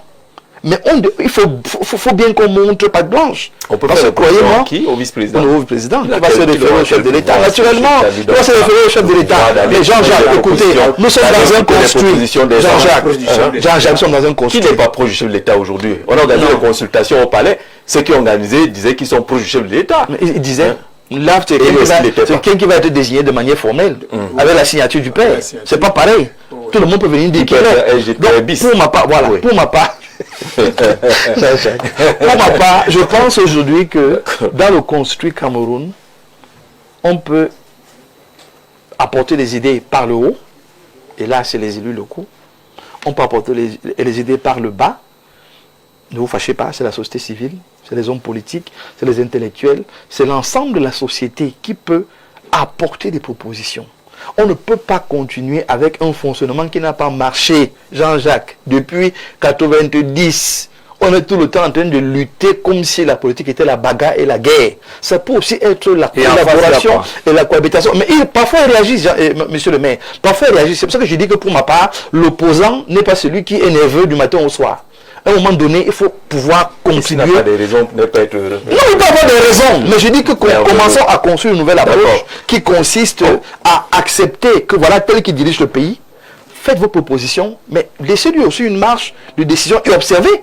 Si après, on a quelqu'un qui est élu, qui est nommé, tout ça m'embrouille un peu, quelqu'un qui est nommé, et qui ne fait pas son travail, là maintenant on rentre en jeu. Est-ce que cela nous est redevable?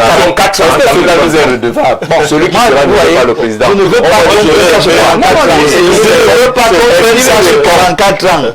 Ne prenons pas ce 44 ans. C'est 2026. Monsieur le maire, le vice-président, ça va être 2026. 44 ans. Qui sera nommé? Est-ce qu'il répond de nous? Est-ce qu'il a des comptes à nous rendre? Du tout.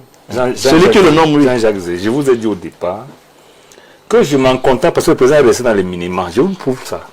Si vous lisez deux articles, l'article 10, les deux auraient pu être fondus en un seul. Mais au-delà de ça, le pourquoi, parce qu'il faut le nom pourquoi, nous avons éliminé tout ce qui aurait pu amener le président à créer un poste de vice-président. Tout. Ça ne règle aucun problème. Lorsque, en mathématiques ou en économie, on ne règle aucun problème, on règle moins ses propres problèmes. Que mon ami parfait anglais dise béquille ou assistant, c'est la même chose. Je dis, le président a demandé au Parlement de lui accorder la capacité de se faire une béquille. Et tout ça honnête. Contrairement à ce que le RDPC dit, Paul Biya, encore 100 ans, et vous ne dites plus ça. Je ne suis qu'un homme. Et dès lors qu'on m'autorise à le faire, je choisis celui qui fait mon travail. Et c'est normal. Voilà. Mais le problème là maintenant, c'est la dichotomie. Lisez l'article, l'alinéa 2. L'alinéa 2 de l'article 10, le président de la République peut déléguer certains de ses pouvoirs au vice-président, au premier ministre, aux autres membres du gouvernement et à certains hauts responsables de l'administration de l'État dans le cadre de leurs attributions respectives. On a banalisé pour ce vice-président. Lisez l'article, l'alinéa 3. Alinéa 3. En cas d'empêchement temporaire, le président de la République charge le vice-président, le premier ministre ou en cas d'empêchement de celui-ci, un autre membre du gouvernement d'assurer certaines de ses fonctions dans le cadre d'une délégation express. Comment vous comprenez ça, les deux? Vous voulez que Jean-Jacques réponde? Non. En réalité, ce n'est pas une question que je lui pose. Ces deux articles créent encore des problèmes. Absolument. Le président a réussi, parce que je pense que la seule chose qu'il a écoutée, c'est que nous avons fini par nous lasser des interventions intempestives, c'est dire le mot du SGPR. Il veut diluer ça, tout simplement. Ça, il a réussi à le faire. Parce que la réalité, le SGPR qui me semble quelqu'un qui bosse. Ouais. Lorsque vous bossez trop, vous finissez par lasser ceux qui ne veulent pas bosser. C'est un peu ça. Et puis, quand vous bossez, vous avez tendance à accélérer lorsque le patron lui-même ne veut pas accélérer. Vous finissez par le lasser lui aussi. Ce problème est réglé ici. Parce que la réalité, les deux alinéas là peuvent être mis en œuvre pour décapiter le secrétaire général. Complètement. Parce que ici, le président peut. Mais si qu'est-ce que me dit empêchement temporaire? C'est lui qui est le juge de son empêchement temporaire. Je ne suis pas là, je voyage, je vais au village où je vais, je ne sais pas n'importe où. Oui. En mon absence, voilà ce que tel va faire. Ça, c'est l'article 2, l'alinéa 2. Mais la lettre vous dit que s'il décide qu'il est empêché de façon temporaire, là, la contrainte est là. Il charge, on ne dit pas qu'il peut. Il charge le vice-président, le premier ministre, ou en cas de personnel de celui-ci. Un autre membre du gouvernement. Allez, en fait, il y a des échelles. Et c'est pour ça que je dis, cette histoire-ci ne me gêne pas trop, parce que c'est rien du tout. Vraiment rien, ça tourne autour d'un homme.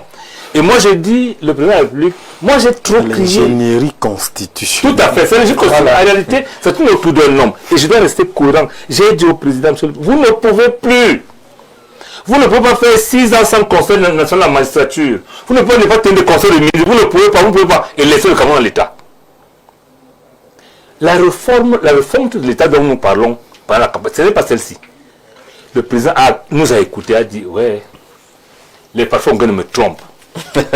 Il me trompe. Il dit, le président est debout. Comme il a salué, alors il est debout. Le président vous dit non. Laissez-moi dire la vérité. Parce qu'il a dit qu'il nous dira toujours la vérité. La vérité est ici, que le président reconnaît enfin que la tâche est immense. Ceux qui sont là ne bénéficient plus de sa confiance. Parce qu'il faut quand même dire, si vous l'écoutez le 31 décembre, il a été clair que le gouvernement, son autorité, a travaillé de façon laborieuse. Mais les attentes du peuple sont restées intactes. Ça veut dire quoi? Que vous avez travaillé, mais dans le vide. Vous n'avez rien fait. Vous n'avez rien fait. Le président se rend donc compte que, en attendant d'avoir le gouvernement, il faut un homme qui puisse parler au membre du gouvernement d'autorité. C'est vrai, moi j'ai dit, attendons le texte qui va nommer le Premier ministre et qui va fixer le vice-président, ses attributions. Attendons les autres textes, parce que je pense que lorsqu'on ira tout ça, on comprendra. Est-ce que le secrétaire général a été devenu trop encombrant? Non, il faut moi je suis froid, hein. Je suis froid. Je rappelle que ce monsieur qui n'a pas les coups de flash politiquement, parfois on va me démentir, SGPR, commençait à gêner les hommes politiques qui accompagnent le président. Il me souvient avoir suivi une fois qu'il a filtré, quelqu'un demandait, mais vous êtes qui? Parce que recevoir les hommes politiques au palais, c'est le politique, ça. Ce n'est pas seulement l'administration. Donc je pense que le président a réussi à mélanger tout ça, mais à conserver la capacité de toujours maintenir le SGPR à côté de lui, donne le même pouvoir. Voilà un peu ce qui dilue les autres. Le président peut tout faire. Ça veut dire qu'en réalité, le Parlement va certainement lui offrir un chèque à blanc. Il fait comme il veut. Et c'est ça qui gêne en République. D'accord. Ça gêne vraiment. Mais, quant à fait, ça finit ici malheureusement. Quand on finit de dire ça ici, parfois on me dit la mécanique démocratique veut que les parlementaires votent. Et dans ces conditions-là, tu ne seras que pour du beurre.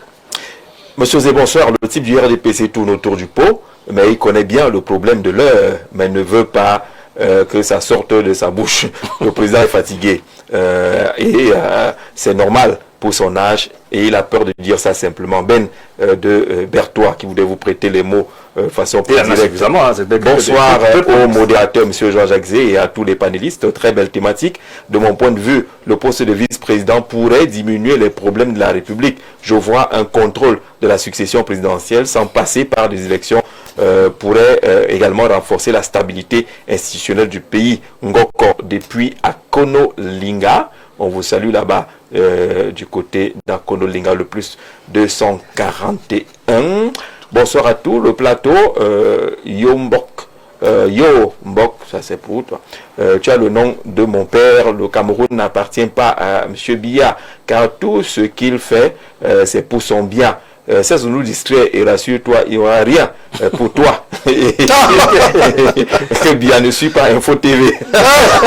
Jean-Louis Libreville au Gabon, il sent que le docteur est peut-être en train de se positionner. C'est mon fils, je le salue. Bonne émission, on veut juste le changement dans notre pays, sans commentaire. Merci frère d'envoyer ce message-là. Jean-Jacques, je vous ai dit hier que le président était en train d'écrire son testament afin que les choses soient plus claires et plus faciles pour les Camerounais. Le président va nommer un vice-président qui sera prédestiné à prendre sa relève. C'est indiscutable. Maintenant, les points de vue et discussions sur les plateaux sont juste un dynamisme de la démocratie camerounaise pour que les Camerounais commencent à s'habituer au vice-président qui sera leur chef de l'État dans un futur très proche. Bertin de Yaoundé, oui Bertin, il faut également lire ce que dit ce projet. Bonsoir, c'est Armel depuis Essomba. Moi je pense que le poste de vice-président est l'homme de terrain du président. C'est-à-dire que le chef de l'État va avoir quelqu'un, ses pieds sur le terrain. Bonsoir Jacques, j'ai une question. Le président nommera son vice-président à quel moment? Ou bien ce sera dans les prochains jours, comme d'habitude. Attendons que le texte franchisse d'abord l'étape de l'Assemblée qui soit promulguée. Armand Léger-Mbark de Nanga Boko, le président de la République, chef de l'État, a promis par 2 fois la mise en place imminente d'un nouveau gouvernement. Curieusement, nous assistons à un remaniement parlementaire suivi d'un remaniement constitutionnel. Comment comprendre cet art d'aller à gauche quand tout le monde regarde à droite? Quelqu'un dit que c'est l'ingénierie politique tout à l'heure. Jean-Jacques, et à ton panel, bonsoir. Ici, ce n'est pas le poste de vice-président qui inquiète. C'est comment sera choisi ce vice-président si ce n'est pas par les élections. C'est tout simplement de l'enfumage. Et tout Camerounais sérieux le sait. C'est Rabelais, depuis Douala Ndok Passy, le Cameroun est donc devenu une machine de jeu de hasard. D'accord, c'est ta perception. On repart à Libreville. Bonsoir, le plateau. La création d'un poste de vice-président de la République comme béquille du président de la République est inopportune. Si le président de la République n'est plus en capacité de diriger, qu'il cède simplement la place à quelqu'un d'autre, au lieu de créer des institutions budgétivores, alors que le pays manque cruellement d'argent. Je suis très déçu, Dr Mbok. On dirait un membre du RDPC, Jules, de Libreville, du côté de Libreville. Bonsoir, Jules. C'est la deuxième personne qui écrit Libreville. On a habitué au Cameroun. Bonsoir le panel, très belle émission. Donc, nous n'avons pas de députés au Cameroun. Ils sont là juste pour leurs intérêts personnels. Dans un pays sérieux, est-ce qu'on nomme un vice-président? Il doit être élu comme le président Léopold de Yaoundé. Dans un ticket avec le président. Normalement, non, est-ce que ça c'est un vice-président? C'est un modèle aussi. Non, c'est un modèle. C'est un membre du gouvernement. Dans un pays vraiment démocratique, on ne nomme pas un vice-président. Il est élu au même titre que le président de la République. Il n'y a que dans une dictature qu'on peut voir cela. Bonsoir le panel. Honnêtement, le docteur Jean Mbok nous excuse avec son analyse. Le vice-président nommé n'existe que dans la dictature. Léopold du côté de Yaoundé. Jean-Jacques, bonsoir. Le vice-président nommé va devenir président national du RDPC. J'en sais rien. Peut-être qu'un congrès va se tenir. Et ce serait un indicateur fort. Parce que le président du RDPC est candidat naturel. du RDP à l'élection Candidat présidentielle. statutaire. Bon, statutaire, non naturel. Voilà. Bonsoir Jean-Jacques et à vos panélistes. Pour moi, le poste de vice-président est tel que M. Mbok explique, car c'est l'homme du terrain, le shérif du chef de l'État. Une seule chose que je crains, c'est le bilan des travaux du stade Olembe. Ce vice-président aura une mission de contrôle des différents projets de la nation. Tant pis pour les détourneurs des fonds publics, c'est Philemon depuis Douala. Bonjour panel, bonsoir.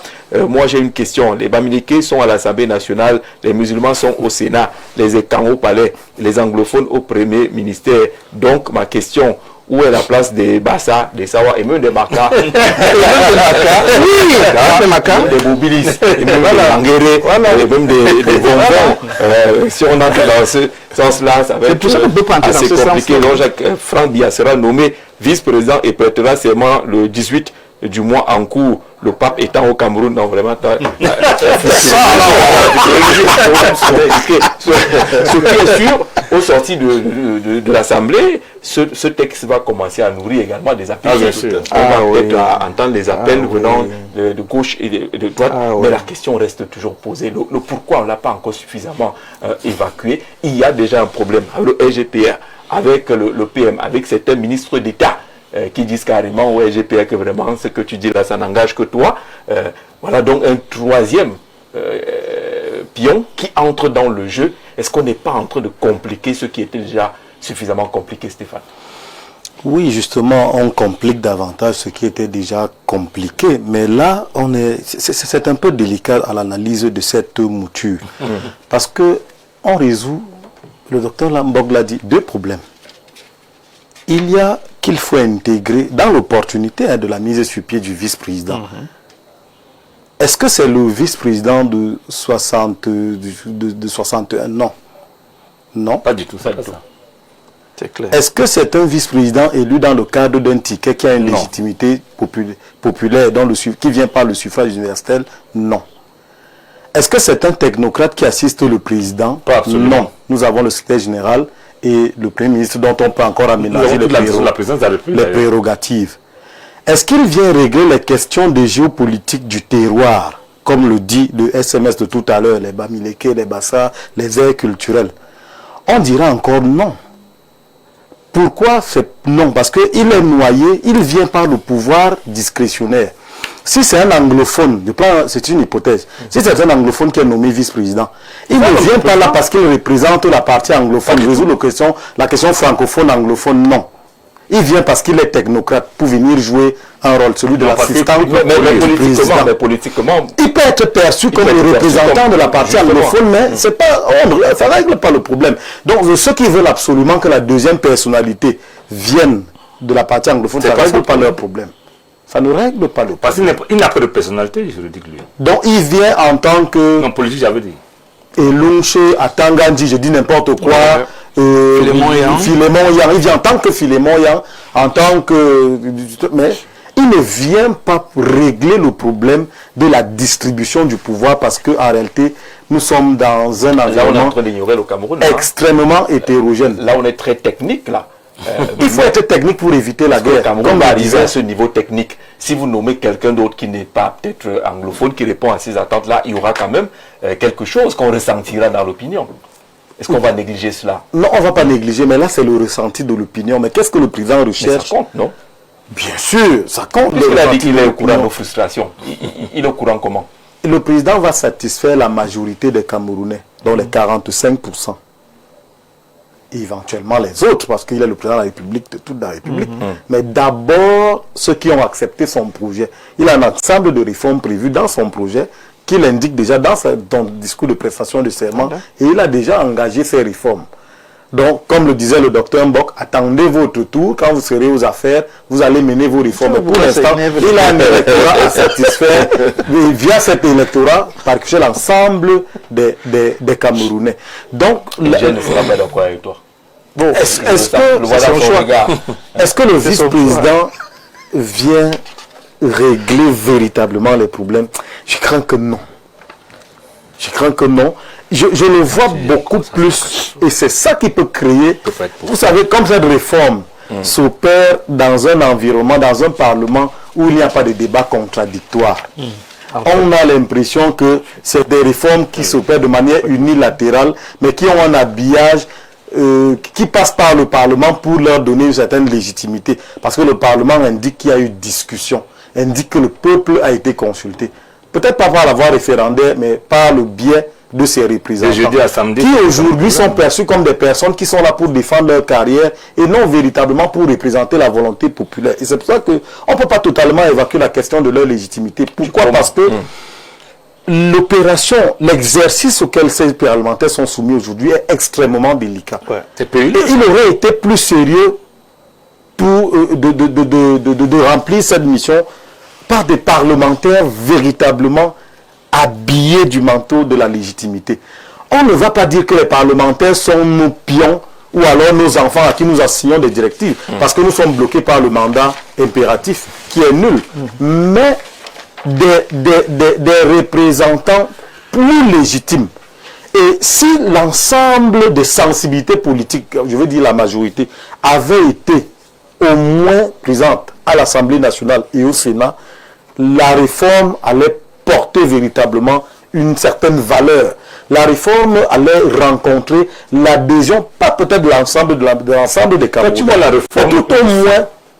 Tu la vois, comment est-ce qu'on va l'appeler? Le président a créé quelque chose pour travailler, lui, l'individu Paul Biya. Il n'y a pas de réforme ici. Monsieur le maire, quand je parlais tout à l'heure d'ingénierie constitutionnelle, je parlais d'une mécanique qui est montée par un homme politique, mais qui a un habillage qui passe par le Parlement. Le président de la République ne pouvait pas nommer directement sans consulter le Parlement. Mais à quelle différence faites-vous entre ce Parlement et le président de la République? Ce Parlement, parce qu'ayant la majorité, je veux dire le RDPC étant majoritaire au Parlement, ce Parlement ne devient plus une tribune, une instance où le débat contradictoire peut se mener. Ce Parlement apparaît comme une extension du pouvoir exécutif. C'est pourquoi j'attirais l'attention du juriste tout à l'heure que donc, les technocrates qui sont à l'intérieur du parti, parce que c'est le RDPC qui est chargé d'examiner. Bon, le PCRN fait des habillages, ils sont des assistants. Ils sont véritablement des assistants en plein Parlement. Parce qu'elle est capable de bloquer du fait de l'ultra-minorité que cette opposition représente au Parlement. Donc, c'est la question qui est difficile. La lecture pertinente de cette opération est que, au départ, quand le président de la République est en fonction, le chef de l'État, le vice-président est en berne, est en attente. Il commence à devenir pertinent quand il sera aux affaires en cas d'empêchement ou de disparition du président de la République. On aurait dit, le poste aurait été vide et sans enjeu si la mouture indiquait que en cas de disparition du président de la République, le mandat s'arrête et le mécanisme actuel se met en branle. Il doit achever le mandat. Le fait de laisser que le vice-président achève le mandat lui donne une marge de manœuvre. Et il peut démissionner ou d'autres modifications peuvent être opérées en cas de nécessité. Voilà. Je vais vous rappeler que le général Oligui Nguema ne pouvait pas devenir président du Gabon quand il assurait la transition. Parce que les militaires ne pouvaient pas candidater. Voilà. Il a dû démissionner du poste de général pour redevenir un Gabonais ordinaire et candidater. Donc celui qui a manipulé, comme on le dira, le bouton nucléaire, qui a été le président de la République, qui a pu gouverner, si jamais le président dit ce n'est pas mon vœu, ça peut arriver, nous sommes mortels, qui a pu diriger pendant un certain temps, a déjà l'avantage d'avoir été au contrôle des affaires publiques et du système. Il n'est plus un Camerounais ordinaire. Quand il démissionne avant la fin de son mandat, le président du Sénat que s'il sait que désormais, que c'est clair, il organise sa démission. Il y a deux affaires. Oui, parfait. Oui, Rose Rogombe n'a pas pour autant été présidente de la République au Gabon, ou encore Catherine Samba Panza qui a guidé la transition en RCA. Oui. Voilà, je me refuse d'entrer dans ces contraintes d'ordre. Non, on sent qu'il y a quelque chose caché derrière. On a les yeux ouverts. Il y a quelque chose caché derrière. Je ne voudrais pas qu'il y ait cet acte orienté.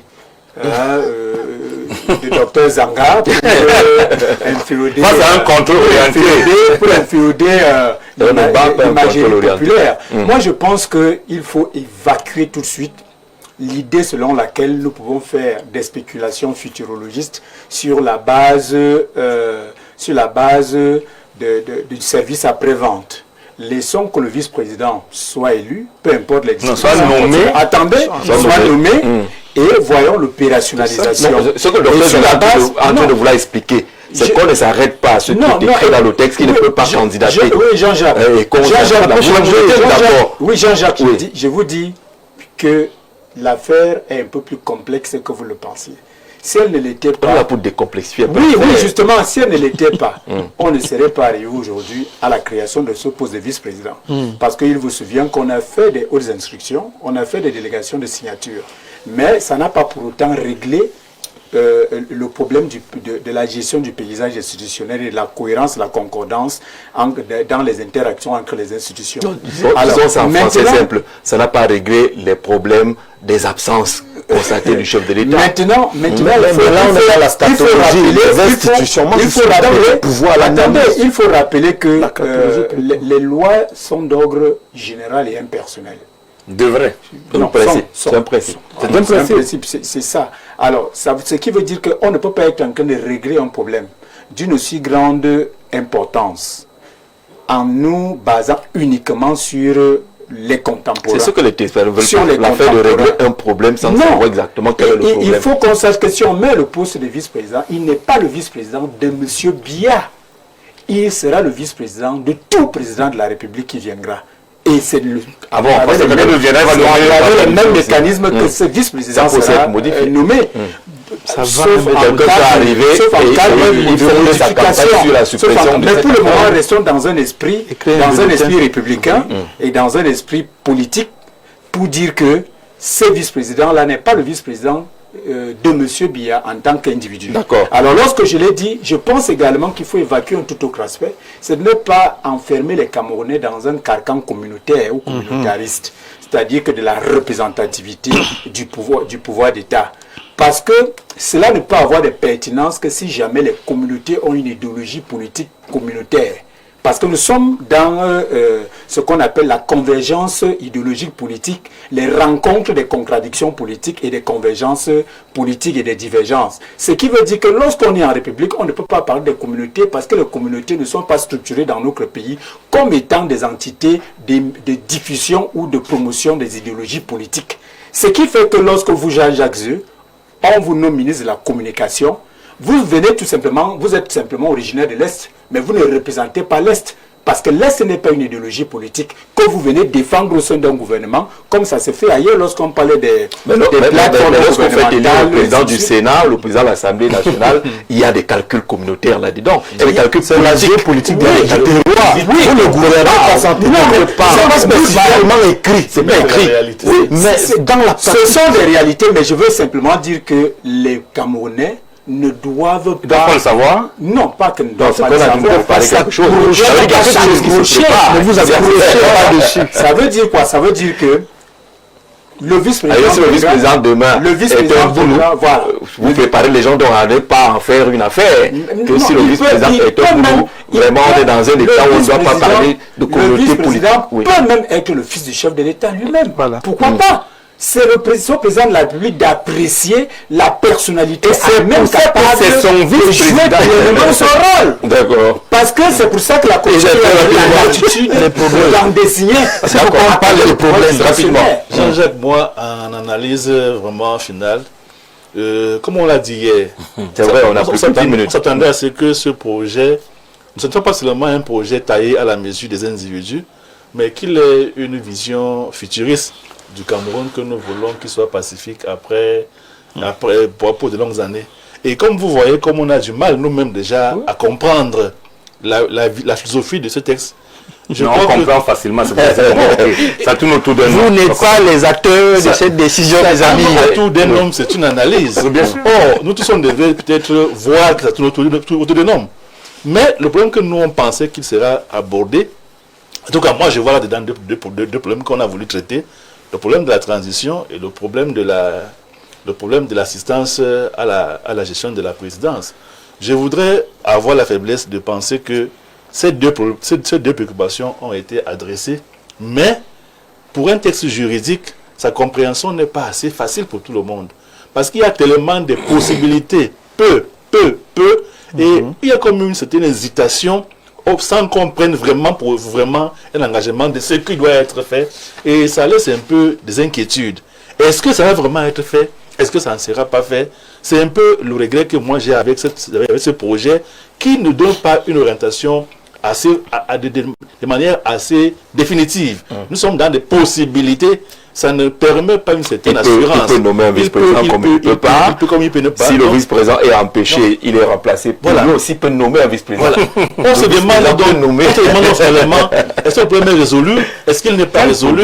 Le problème de la cohésion gouvernementale, le problème de la transition, et tout cela est abordé de manière subtile. C'est pas ça le problème, tu te perds pour rien. Le problème, c'est que le président dit qu'il est un homme. Permettez qu'il vous dise, mon fils, mes enfants, lorsque je suis fatigué, voici la personne que vous conduisez. C'est pas compliqué. D'accord. Oui. Au niveau des... J'ai envie de rassurer les Camerounais. Quand je vois ce que des gens disent, moi ça me fait un peu rire. Ça me fait rire parce qu'il faut savoir choisir ses combats. Le combat de l'opposition aujourd'hui, c'est de rentrer à l'Assemblée nationale. Voilà son combat. C'est d'être dans les élus locaux pour pouvoir avoir son mot effectif à dire quand il y a un problème comme celui-là qui est posé sur la table. Mais en attendant, notre rôle est de rappeler ce qu'on a toujours dit. C'est que les problèmes des Camerounais doivent être pris en compte. Si vous m'amenez M. Fambia, vice-président, et qui vient résoudre les problèmes de l'emploi des jeunes, qui vient résoudre des problèmes de sécurité, qui vient mettre fin à la crise de nos eaux, qui vient éteindre cette... J'ai envie d'appeler ça un poison social, qui est ce tribalisme-là. Si on a un homme qui parvient à le faire, je suis preneur. Le tribalisme aujourd'hui, c'est une conséquence de la pauvreté. Hein. Mais voilà, justement, il faut savoir. Hein. C'est pour ça que j'ai commencé par l'emploi. J'ai commencé par l'emploi. Oui. Donc, moi, je pense que...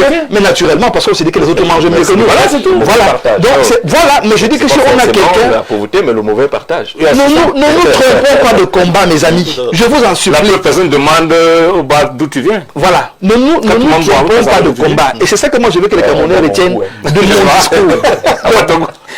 discours. Mon discours, il est simple. Il n'est pas partisan.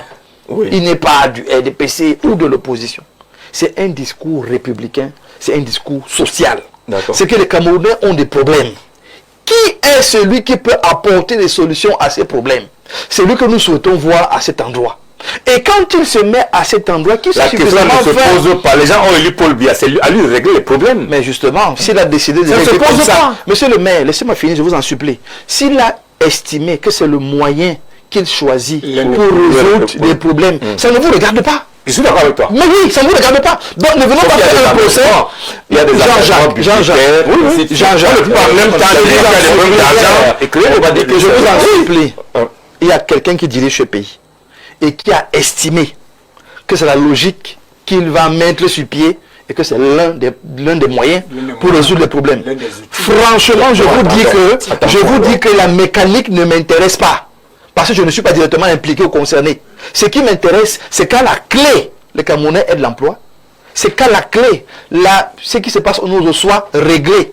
C'est qu'à la clé, on ne parle plus au Cameroun en termes de Bamileke, de Bassa, de tonnes de machin. Non, monsieur, dites-moi. D'accord. Alors, en cas de vacances, le vice-président achève le mandat du président de la République après prestation de serment dans les mêmes formes et conditions que celles du président de la République. Dans ce cas, il nomme à son tour un vice-président, c'est-à-dire que si à la vacance, le vice-président, il va nommer à son tour un vice-président pour l'assister dans l'exercice de ses missions. On va sortir avec la question de préséance. Ça veut dire qu'il devient président d'office alors? Bien sûr, c'est clair. Pendant cette période, le temps de finir le mandat, un ancien nommé nomme un autre.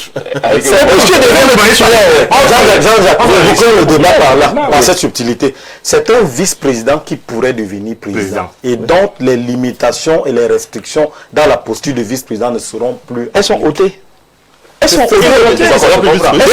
C'est pour ça que... Alors on sort avec la préséance. Le Sénat est la deuxième personne de la République. Le président Sablé la troisième. Le vice-président va entrer où?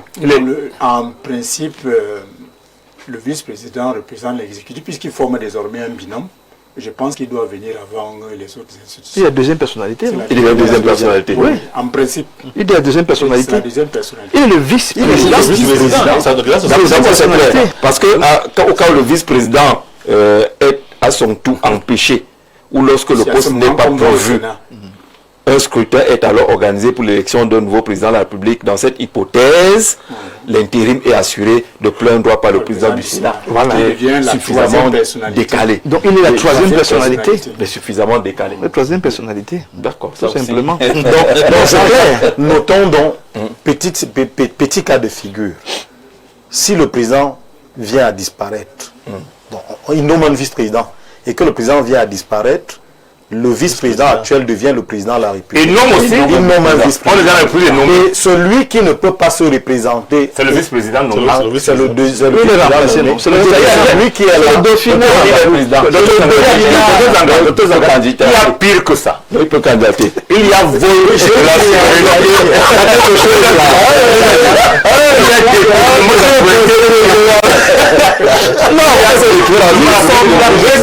se retrouver avec un président nommé. Et votre suffrage ne servira plus à rien. L'élection servira plus à rien. Dans ce cas de figure-là, on va continuer. Sauf que la loi a bien précisé que le vice-président qui assurera l'intérim, c'est lui qui n'est pas candidat. Celui qui assurera l'intérim. Il n'est plus vice-président, il devient président.